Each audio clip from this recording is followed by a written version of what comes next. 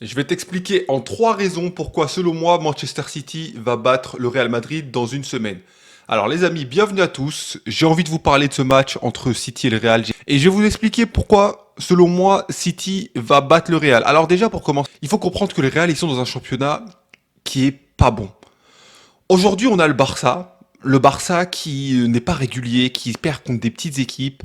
On a Atlético Madrid qui, même s'il a un rythme relativement régulier, n'est pas un cadre et ne s'inscrit pas sur la durée en tant que potentiel numéro un.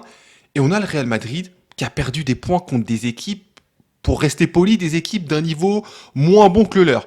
Pour pas dire des petites équipes. Encore récemment, ils ont perdu 1-0 dans un match où certes l'arbitrage a eu une influence sur leur façon de jouer, mais c'est pas une excuse quand t'es le Real Madrid, tu dois gagner ton match indépendamment de l'arbitrage. C'est la même chose pour le Barça, etc. Donc on a un Real Madrid qui est premier, mais ils sont pas premiers parce qu'ils sont bons dans le championnat, ils sont premiers parce que les autres sont encore plus nuls qu'eux. Donc en gros, le championnat de la Liga, c'est l'équipe la moins claquée qui finira par être premier. Donc ceux qui ont pour argument de se dire oui mais les Real ils sont premiers de leur championnat alors que City est quatrième, croyez-moi, si ce Real Madrid là ils étaient en PL, ils seraient cinquième, sixième, pas plus. Vraiment, il y a trop de matchs qu'ils ont bazardés. Donc déjà ça c'est le premier point. Ensuite, le deuxième point, la défense elle est décimée. Alors pour ceux qui n'ont pas suivi, Alaba s'est blessé, Rudiger s'est blessé, Militao est pas disponible. Donc ça veut dire que là, le Real Madrid, s'ils veulent jouer dans un système avec 4 défenseurs, ils partent pour une défense centrale, Chouameni, Raúl Asensio. Raúl Asensio, très jeune joueur du Real Madrid, et Chouameni, dont c'est pas le poste. Avec sur les côtés, soit Valverde que tu sacrifies du milieu de terrain pour le placer en défenseur droit, soit tu mets Vasquez. Et à gauche, Mendy ou Franck Garcia. Mendy est pas dans une bonne forme, donc je sais pas. Donc déjà, faut réaliser un truc. Le premier point que je veux souligner, Chouameni, c'est pas un défenseur central. Et je vais vous dire même, je vais aller plus loin. Il n'a pas envie d'être à ce poste-là. Ça se voit quand il joue qu'il n'est pas heureux. Il n'est pas heureux. Et ceux qui vont me dire oui, mais il est payé des millions, mais ça marche pas comme ça le foot en fait.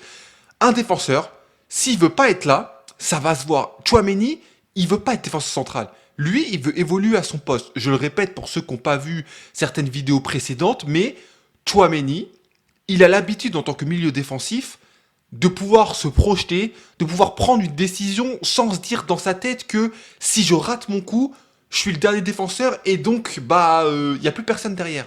Là aujourd'hui, tu le mets dans une position qu'il a jamais connue. Donc ça veut dire que quand il est face à un défenseur, qu'est-ce qu'il fait? Il va retarder la prise de décision, il va retarder le moment où il va devoir prendre sa décision parce qu'il sait que s'il rate sa décision, c'est fini. C'est fini pour l'action, il y aura probablement but, donc il va retarder, il va retarder, il va retarder, il va reculer, reculer, reculer. Donc ça c'est le premier point. Chouameni, c'est pas un bon défenseur central, même quand il s'aligne, tu sens qu'il est pas bon. Ensuite, Raúl Asensio, il est jeune, il peut faire le boulot, ça je dis pas. Mais quand ton partenaire à côté de toi, il est pas rassurant, ça aide pas. Parce qu'il faut pas oublier un truc, la défense centrale, c'est toujours une question de paire. Peu importe à quel point un joueur est fort individuellement, si son coéquipier il est pas bon, eh ben la paire elle va pas fonctionner. Et là, la paire Chouameni-Asensio, elle a aucun automatisme. Chouameni, il veut pas être défenseur central, donc je vois pas comment ça peut marcher. Ensuite, sur le côté, tu vas avoir un joueur qui est pas à son poste. Que ce soit Valverde ou Vasquez. Alors oui, moi je mettrais Valverde parce que c'est le plus fort. Mais du coup, Valverde, il est plus au milieu. Et Valverde au milieu, ils ont besoin de lui. Donc dans tous les cas, il y a un problème. Au final, sur une défense à 4, tu vas avoir au moins deux joueurs qui seront pas à leur poste. Au moins deux. Soit Vasquez, Valverde, avec Chouameni. Et je parle même pas du côté gauche où t'as Mendy qui est pas en forme depuis je sais pas combien de temps, ou t'as Franck Garcia qui, c'est un bon joueur, mais est-ce qu'il a le niveau Ligue des Champions pour affronter Manchester City, même si c'est pas le grand Manchester City? Je sais pas. Moi, la seule compo que je vois du Real Madrid pour limiter la casse au vu des joueurs dont ils ont à leur disposition, c'est de faire une défense à 5. Tu mets Chouameni, Raúl Asensio en défenseur central droit et Mendy en défenseur central gauche. Et ensuite, à gauche, tu mets Franck Garcia. Ça permettrait de limiter la casse dans ce match aller en attendant le retour.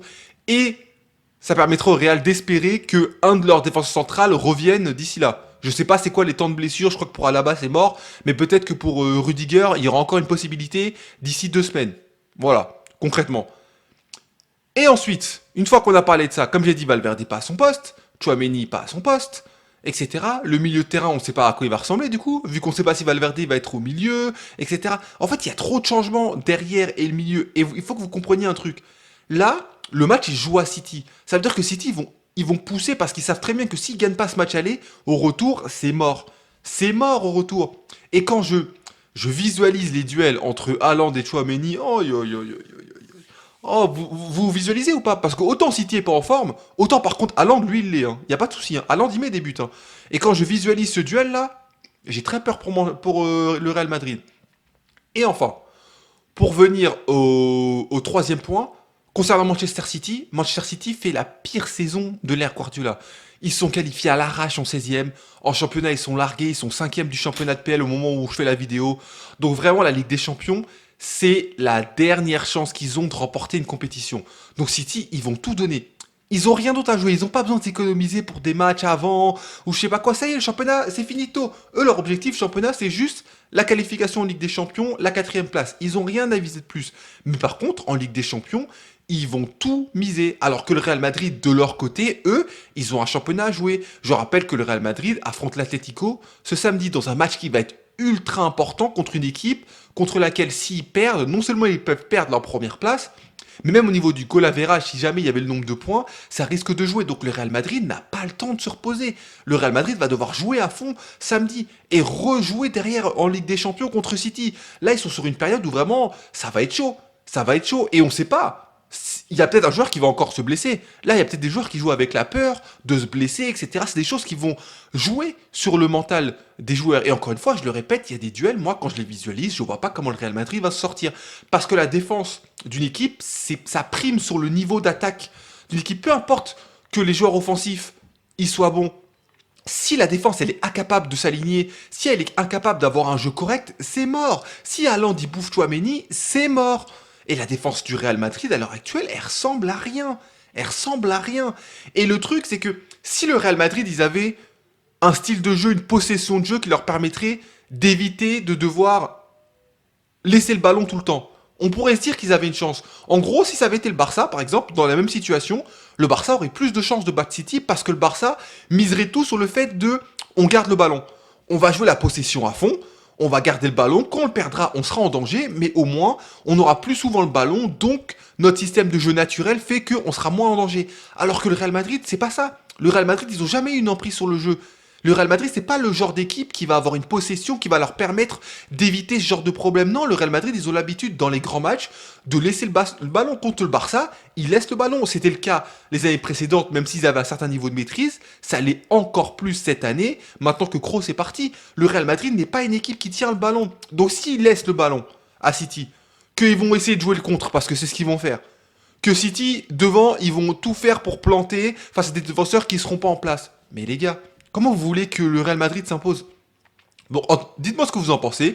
Est-ce que pour vous, le fait qu'il y ait les 4, d'ailleurs ça c'est une autre question, est-ce qu'il va aligner les 4 fantastiques devant, qui pour moi ce serait une très mauvaise idée. Pour moi, il doit en aligner que 3 et bétonner son milieu de terrain. Déjà que derrière, c'est pas serein. Si en plus il y a que 3 milieux, pour moi, ils sont morts.